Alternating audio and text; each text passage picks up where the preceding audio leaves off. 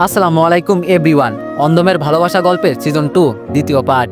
তো তোমরা সবাই অনেকেই বলতাছো যে ফার্স্ট সিজনের সাথে দ্বিতীয় সিজনের কোনো মিল নেই। তো তার জন্য আমি অনেক অনেক দুঃখিত। আসলে এই সিজনটা ভিন্নভাবে লেখা হয়েছে। এখন যদি তোমাদের এই গল্পটা পছন্দ না হয় তাহলে তোমরা সবাই কমেন্টে বলো। যদি তোমাদের কমেন্টে বেশিরভাগ না আসে তাহলে আমি গল্পটি আর কন্টিনিউ করব না। আর যদি ভালো লেগে থাকে তাহলেও তোমরা একটু জানাইও। আসলে একটা গল্প বানাইতে যতটা কষ্ট হয় তোমরা যদি বুঝতাম তাহলে মেবি এরকম কমেন্ট আসলে কখনো করতাই না। আসলে সব গল্পই সুন্দর যদি সেটা ভালো করে তোমরা বোঝো বা শোনো। তো যাই হোক, বেশি কথা না কইয়া গল্প শুরু করা যাক। রিয়ার অভিযোগ, আমি তার খাওয়া পড়ার দিকে নজর রাখি না, অথচ সে নিজেও জানে না তাকে নিয়ে আমারও ঘুরতে যেতে ইচ্ছা করে। কিন্তু মাস শেষে যখন টাকার হিসাব কষতে বসি তখন ঘুরতে যাওয়ার ইচ্ছাটাই মরে যায়। মনে হয় কোনো রকমে খেয়ে পড়ে বাঁচতে পারলেই বাঁচি। সে কোনো একদিন বুঝবে, টাকা থাকলে আমি তাকে পুরো শহরটাই কিনে দিতাম। ফুপু চলে যাবেন, বিদায় নিতে আসলেন আমার কাছে। হাতে 1000 টাকার নোট দিয়ে বললাম কিছু কিনে নিও। ফুপু খুশি হয়ে কপালে চুমে এঁকে দিলেন। রিয়া দেখলাম মনমরা হয়ে রান্না করছে, ডেকে বললাম রেডি হও। সে কোনো উত্তর দিল না। তোমাকে সুরে বললাম রেডি হতে বলছি তো। জিজ্ঞেস করলো কেন? বললাম যাবো এক জায়গায়, কলিগের থেকে 20,000 টাকা মতো ধার নিলাম। রিয়াকে সাথে নিয়ে বেরিয়ে পড়লাম। তার পছন্দের ড্রেস কিনে দিলাম। সারাদিন ঘুরলাম ফিরলাম, রাস্তার পাশ থেকে ঝালমুড়ি চটপটি আইসক্রিম খেলাম। দেখলাম রিয়া খুব খুশি, মুখে যেন মুক্তা ধরছে। মৃদু হাসলাম আমি। আমরা অনেকেই ভাবি মেয়েদের মন পা কঠিন, এদের কোনো কিছু দিয়েই খুশি রাখা যায় না। এই ভুল ধারণা ভেঙে দিল রিয়া। মেয়েটা কত অল্পতেই খুশি হয়ে গেল। আসলে মেয়েদের খুশি করতে বেশি কিছু লাগে না। দামি গাড়িতে নয়, হাতে হাত রেখে একটুখানি পথ চলা, বড় বড় রেস্টুরেন্টে না যেতে পারলেও রাস্তার পাশে ফুচকা আইসক্রিম খেয়ে এরা খুশি থাকতে জানে। আজ আমারও খুব ভালো লাগছে রিয়াকে কিছু কিনে দিতে পেরে। রিয়া খুব খুশি, কিন্তু এই খুশি বেশিক্ষণ স্থায়ী হলো না। বাড়ি যেতেই পারমিতা রিয়ার হাত থেকে ব্যাগ নিয়ে খুলে দেখতে লাগলো। উৎসুক দৃষ্টিতে আমার দিকে তাকিয়ে বলল, ভাইয়া এই ড্রেসটা আমার জন্য এনেছেন?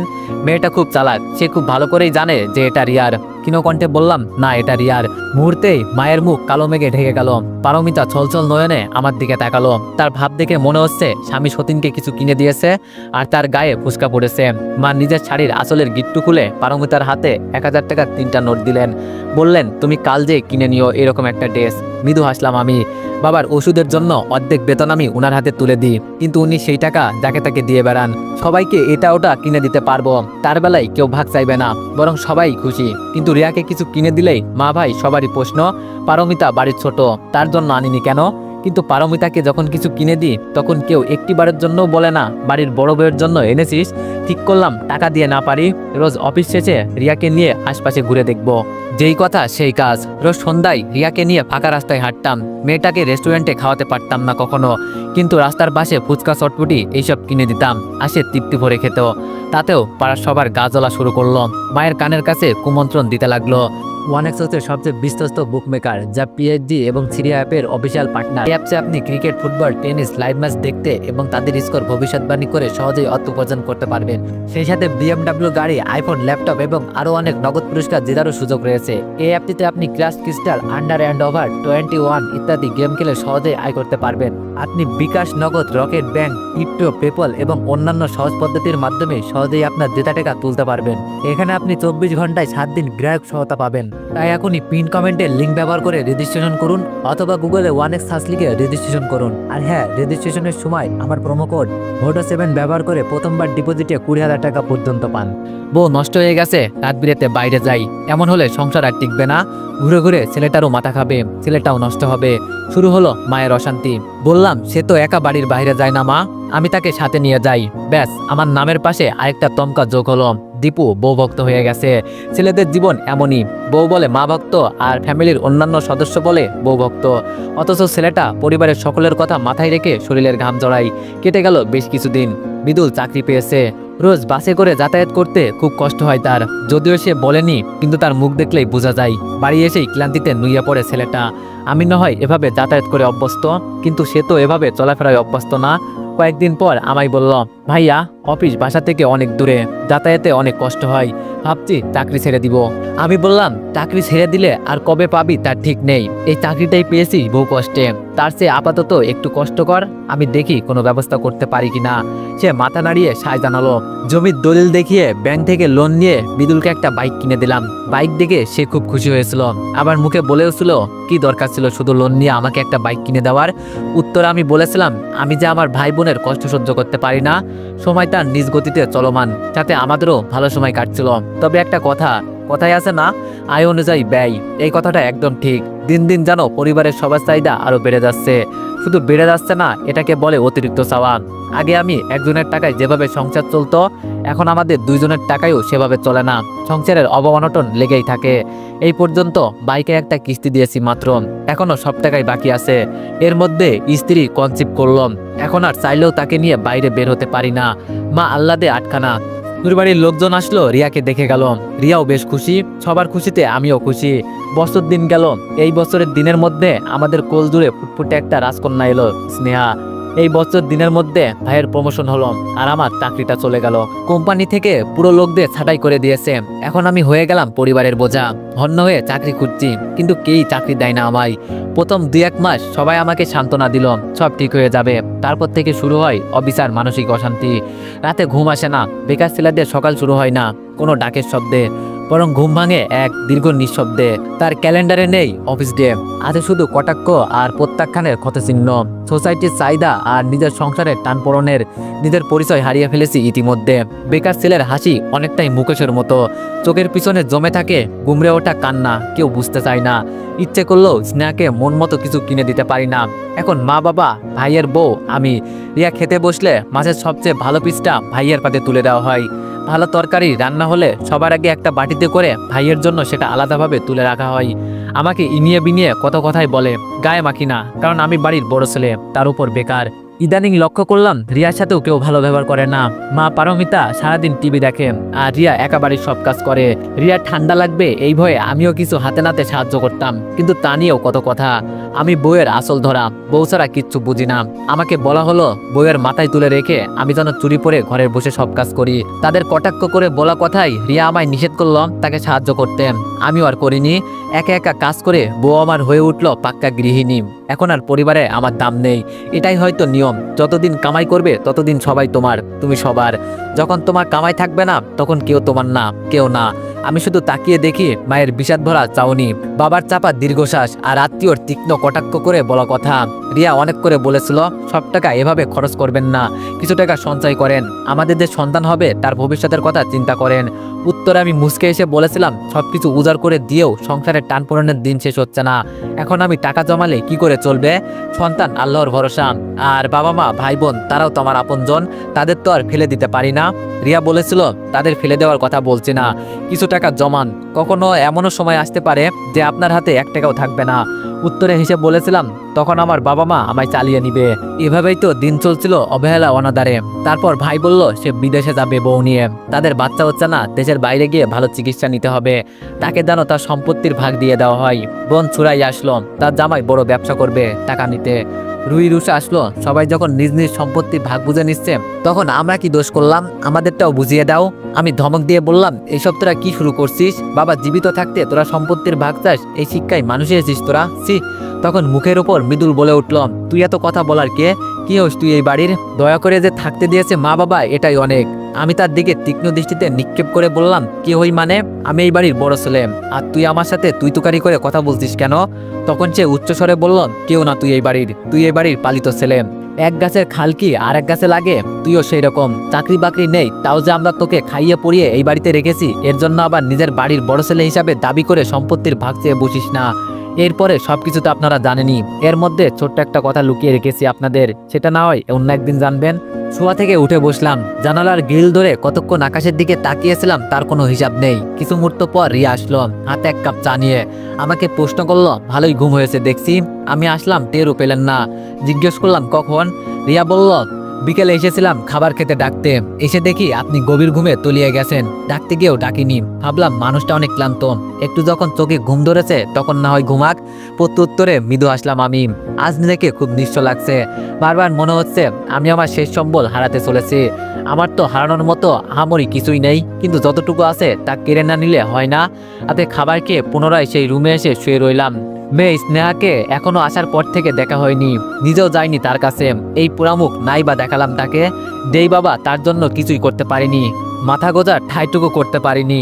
রিয়া এসে আমার কাঁধে হাত রাখলো, মিনমিন গলায় বলল, মা কতদিন পর স্নেহার কাছে পেয়েছে, কোল থেকে সরাতেই চাইছে না, তাই আজ রাতটা না হয় মায়ের পাশেই ঘুমাক।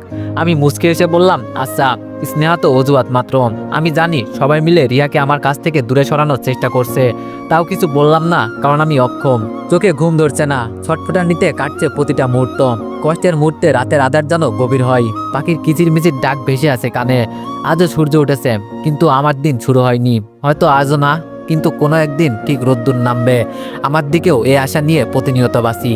সকালে ঘুম থেকে উঠে দীপু ভাবতে লাগলো, এত বড় পৃথিবী, আমার জন্য কি সত্যি এক চিতলে ঠাঁই নেই? এত মানুষের ভিড়ে কি কেউ আমাকে নিঃস্বার্থ ভালোবাসতে পারতো না? আমি কি এতটাই তুচ্ছ?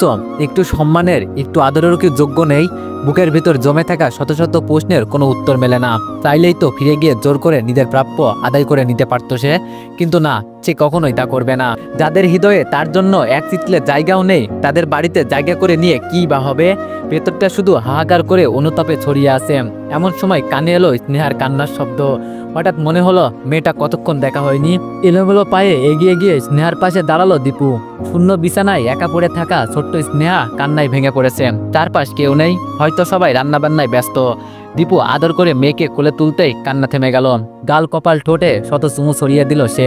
গরিবের রাজকন্যা, যার নেই কোনো প্রসাদ, নেই কোনো ঐশ্বর্য, আছে কেবল একরাশ ভালোবাসা।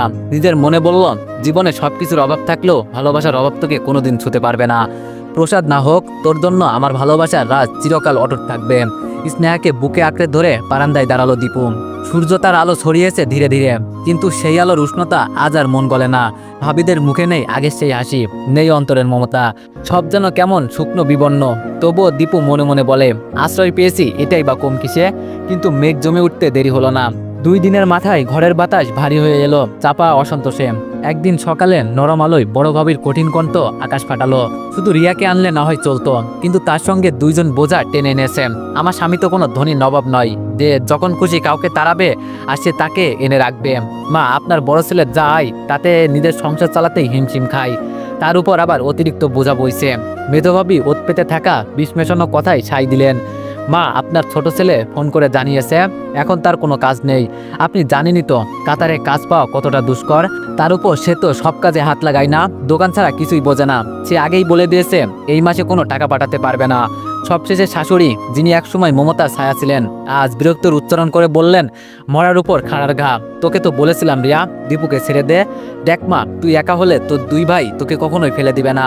স্নেহা আমাদের আদরের, ভালোবাসায় বড় হবে। তুই তো আবার একমাত্র মেয়ে, তোকে ফেলে দেওয়ার শক্তি কি আমার আছে? এখন একবার অন্তত নিজের কথা ভাব। দীপুকে দিয়ে কিছুই হবে না, কিছু হওয়ার হলে গত 6 মাসেই হয়ে যেত। এখন একবার নিজের কথা ভাব আর বলতো, কতদিনই বা তাকে এভাবে আমাদের বাড়িতে ঠাঁই দেওয়া যায়? লোকজনের মুখ তো বন্ধ করা যাবে না মা, আমাদেরও তো একটা মান সম্মান আছে। রিয়া বলল, মা, তোমরা আমাকে স্নেহাকে রাখতে পারো, অথচ দীপুকে তোমাদের চোখে এক অবঞ্চিত বোঝা হয়ে গেল কেন? কেন মা, মানুষ কি এত সহজেই ফেলে দেওয়ার বস্তু? এমন তো নয় যে দীপু এসে তোমাদের সুখ স্বাচ্ছন্দ্য কেড়ে নিয়েছে। আমরা যা খাই তাই তো তার ভাগেও তুলে দিচ্ছি, একবারও সে অভিযোগ করেনি। তবু কেন এত অবহেলা, এত বিরক্তি তার প্রতি? ভেবেছো কখনো একদিনেই দীপুই ছিল তোমাদের চোখের মণি, তার ভালো সময়ে সবাই পাশে ছিল, আর আজ তার যখন দুঃসময়ে তোমরা মুখ ফিরিয়ে নিলে, আজ তার থেকে তোমাদের কাছে মান সম্মানটাই বড় হয়ে গেল।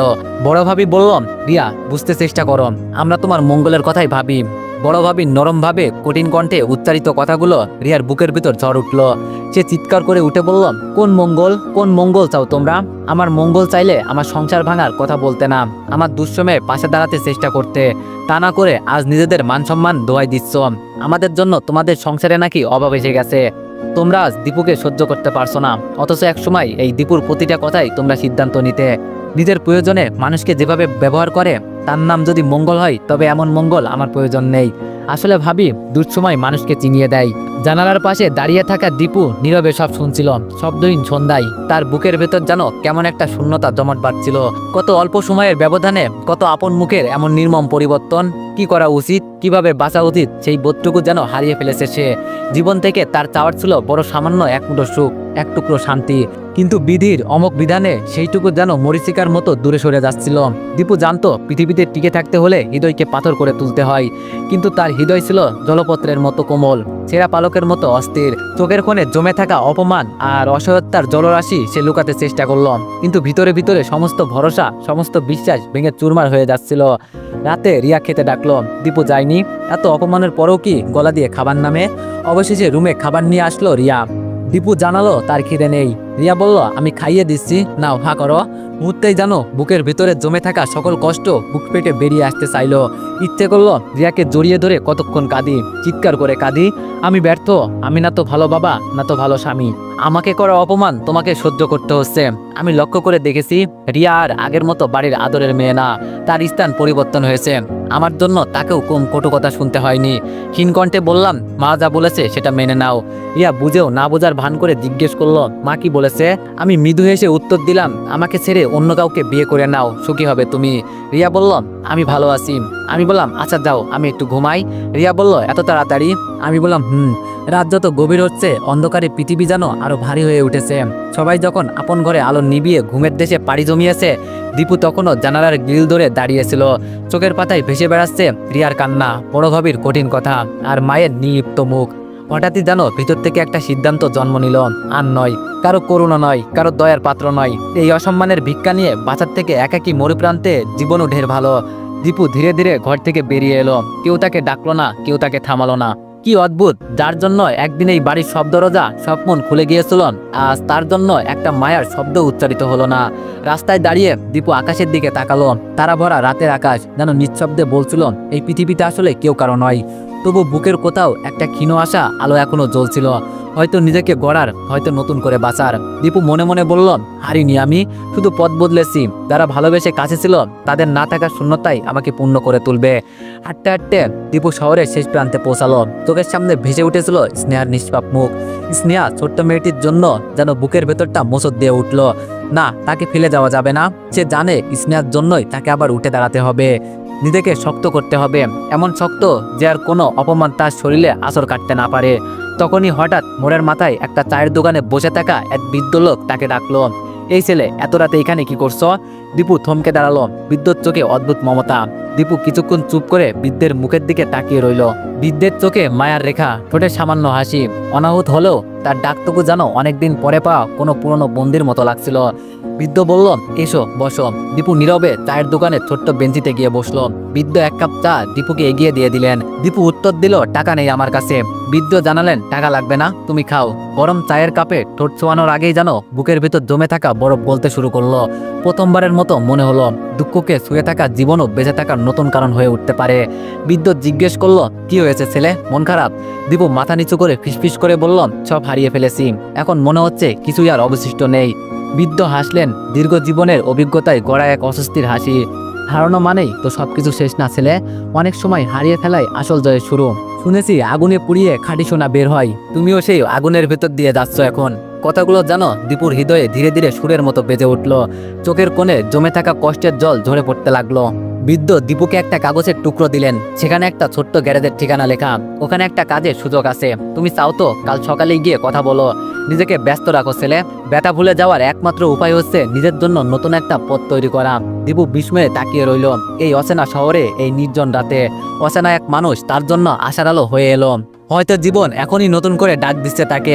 দীপু জানতো নতুন দিনের শুরুটা বড় কঠিন, তবে এবার সে ভয় পায়নি।